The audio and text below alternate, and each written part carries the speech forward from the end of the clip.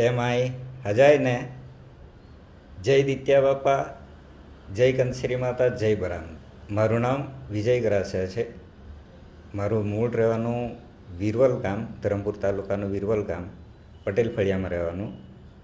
અને અત્યારે હું વલસાડમાં રહું છું. આજે વિશ્વ માતૃભાષા દિવસ છે, 21મી ફેબ્રુઆરી. તો આજે દરેક પોતાની માતૃભાષા વિશે જણાવી રહ્યા છે. તો હું પોતાની માતૃભાષા એટલે કે અમારી જે ઢોઢિયા ભાષા છે એના વિશે કંઈક આપને જણાવવા માટે જઈ રહ્યો છું. હું શરૂઆતમાં પોતાના વ્યવસાયમાં પ્રિન્ટિંગ પ્રેસ ચલાવતો હતો અને ત્યાર પછી પ્રેસની પ્રવૃત્તિ સાથે જ મને નેટવર્ક માર્કેટિંગની માહિતી મળી. એટલે હું નેટવર્ક માર્કેટિંગની અંદર ઝંપલાવ્યું. એટલે પ્રેસ કરતાં વધારે ફાયદો દેખાયો.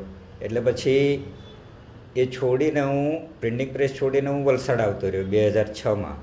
અને 2006માં આવ્યા પછી મેં વલસાડની અંદર અમારા વિસ્તારના જે બધા ઢોઢિયા સમાજના લોકો રહે છે, સર્વિસ અર્થે જે બધા આવેલા, એમની સાથે અમે જ્યારે મળીએ ત્યારે વાતચીત કરીએ તો મોટાભાગે ઢોઢિયા ભાષામાં અમે વાત કરતા હોઈએ. તો અમે જ્યારે એમના ઘરે બેસીને ઢોઢિયા ભાષામાં વાત કરીએ ત્યારે એમના ઘરે જે નવી પેઢી છે, નવું જનરેશન કે નાના છોકરાઓ, તો એ લોકો જ્યારે અમને વાતચીત કરતાં સાંભળે અને અમારા મોઢા બાજુ જ એ લોકો જોયા કરે કે આ બે વ્યક્તિઓ શું બોલે છે, કેમ કે એમને તો ઢોઢિયા ભાષાનો ખ્યાલ જ નહીં હોય. તો એ તરત જ અમને સવાલ કરે એમના ઘરના છોકરાઓ કે પપ્પા તમે આ શું બોલો, આ કઈ ભાષામાં વાત કરો, કે એબીસીડી તો કઈ એબીસીડીમાં તમે વાત કરો છો. તો ત્યારે અમારે જણાવવું પડે કે આપણી મૂળ માતૃભાષા છે, ઢોઢિયા ભાષા છે. તો ત્યારે એ નવી પેઢીને ખ્યાલ આવે કે આ ઢોઢિયા ભાષા પણ આપણી આ રીતે છે. તો આ સિટીમાં આવ્યા પછી જ્યારે આ બાળકોની વાત સાંભળી તો હું 1993થી પ્રિન્ટિંગ પ્રેસની સાથે અલગ અલગ ન્યૂઝપેપરો છે, મેગેઝિન છે, સામયિક છે, મુખપત્ર છે, એની અંદર હું લેખ લખતો હતો અલગ અલગ વિષય પર દરેક પ્રકારના. તો ગુજરાતી સાહિત્ય મારું પહેલેથી યોગદાન તો હતું જ, પણ સિટીમાં આવ્યા પછી આ પોતાની મૂળ માતૃભાષા જે નવી પેઢીને નથી ખબર, તો ત્યારે મારા મગજમાં વિચાર આવ્યો કે અમે તો અત્યારે આગળના જે વ્યક્તિઓ છે એમને તો બધી આ ભાષા વિશે ખ્યાલ છે, પણ નવી પેઢીને આ ઢોઢિયા ભાષા વિશે બિલકુલ ખ્યાલ આવવાનો નથી અને ધીરે ધીરે કદાચ આ ભાષા લુપ્ત પણ થઈ જાય. તો ગુજરાતી ભાષા માટે ઘણું બધું યોગદાન આપ્યું છે, પણ પોતાની ભાષા માટે શું કરવું જોઈએ? તો એના માટે પછી મેં મંથન કર્યું કે એના માટે પણ કંઈક મારે કરવું જોઈએ. તો ત્યાર પછી 2012થી સોશિયલ મીડિયાનો જમાનો હતો. ત્યારે મોબાઈલ બહુ ઓછા હતા, પણ લેપટોપ, કોમ્પ્યુટર પર આ ફેસબુક વગેરે સોશિયલ મીડિયા શરૂઆત થઈ હતી. ગુજરાતી સાહિત્યની અંદર જોઈએ તો ઢોઢિયા ભાષાની અંદર જ્યારે મેં ફેસબુકની અંદર એકાઉન્ટ બનાવ્યું હતું તો વિજય ગરાસિયાના નામનું, કે જેની અંદર અત્યારે મારે જોઈએ તો 3200 જેવા ફ્રેન્ડ સર્કલ છે ફ્રેન્ડ લિસ્ટમાં. અને ત્યાર પછી મેં આ વીરવલ્ય બીજું એકાઉન્ટ બનાવ્યું તો એની અંદર મિનિમમ 5000 જેવા જાય છે. એટલે કે અત્યારે હાલમાં જોઈએ તો 4900 જેવા એની અંદર ફ્રેન્ડ છે અને એમાં ઘણી બધી લોકપ્રિયતા મને મળી રહી છે. તો એ રીતે બધા જ મને ઓળખતા હોય.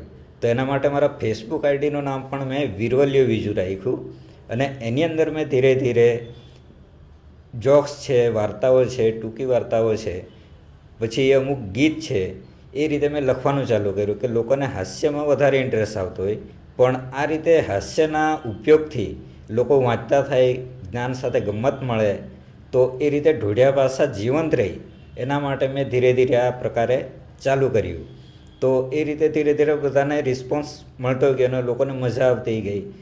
તો આની અંદર જે બધી ટૂંકી વાર્તાઓ છે, હાસ્ય લેખો છે, તો એ બધા જે મેં લખ્યા હતા એ બધાને ખૂબ જ પસંદ આવ્યા હતા.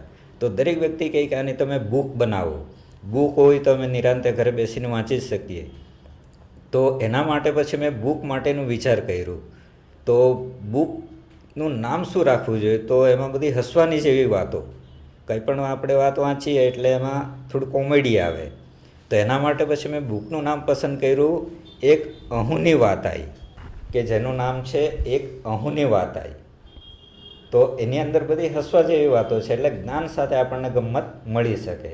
અને ત્યાર પછી ગુજરાત સરકાર એમના દ્વારા પણ આ બુકની માંગણી કરવામાં આવી ત્યાર પછી રાજારામ મોહન રોય લાઇબ્રેરી ફાઉન્ડેશન કલકત્તા એમના દ્વારા પણ આ બુકની ખરીદી કરવામાં આવી અને એ બુક એમના દ્વારા દરેક સરકારી લાઇબ્રેરીની અંદર આજે પહોંચાડવામાં આવી.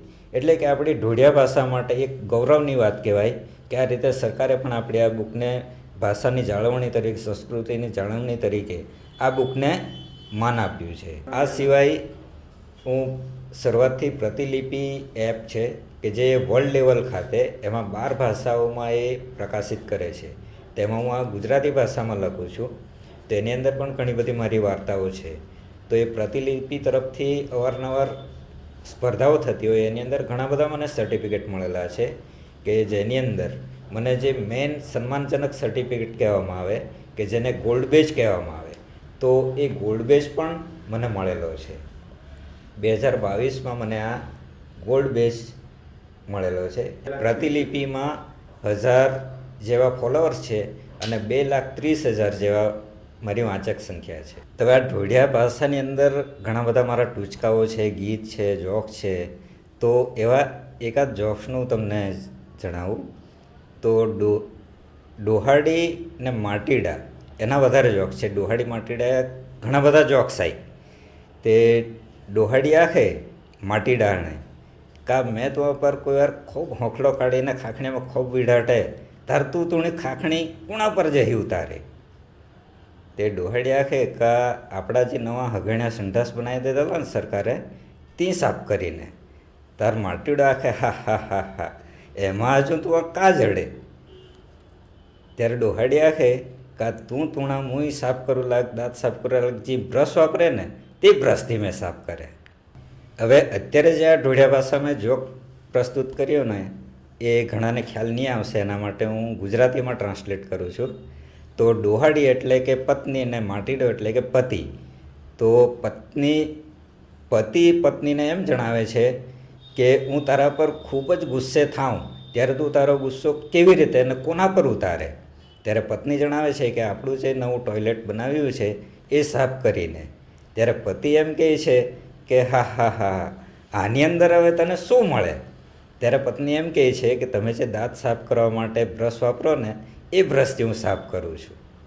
હવે આની અંદર જે ઢોળિયા ભાષામાં 2012ની અંદર મેં એક ગીત લખેલું કે આંબાના ઝાડ પર જે ખાટી કીડી આવતી હોય ને, લાલ કલરની કીડી, એ કીડી વિશે મેં એક આખું ગીત બનાવેલું છે.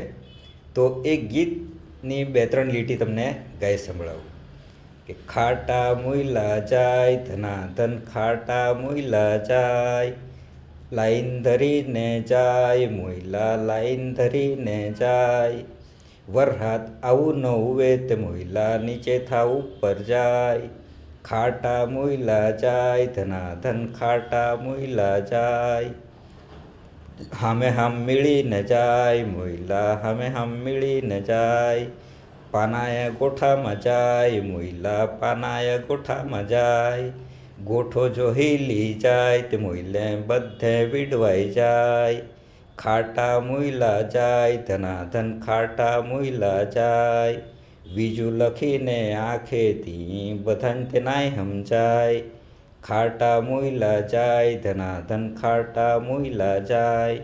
અત્યારે અમે જોઈએ તો આદિવાસી સમાજમાં ફક્ત આંગળીના વેઢે ગણી શકાય એટલા જ લેખકો છે. દર વર્ષે દિવાળી પર, દિવાળી વેકેશન હોય દિવાળી પછીના પહેલા અઠવાડિયામાં અમે બધા લેખકો ભેગા મળીએ છીએ આદિવાસી સાહિત્ય મંચના હેઠળ. તો નાના પોંડા છે, ધરમપુર છે, એ રીતે અમે હોલમાં મિટિંગ કરીએ છીએ અને આપણી ભાષા જીવંત રહે એના માટે દર વર્ષે ઓછામાં ઓછું 1-2 પુસ્તક બહાર પડવું જ જોઈએ. એના માટે અમે સંનિષ્ઠ પ્રયાસ કરી રહ્યા છીએ. વિશ્વ માતૃભાષા દિવસે બધા લોકો માણા જય બરામદેવ.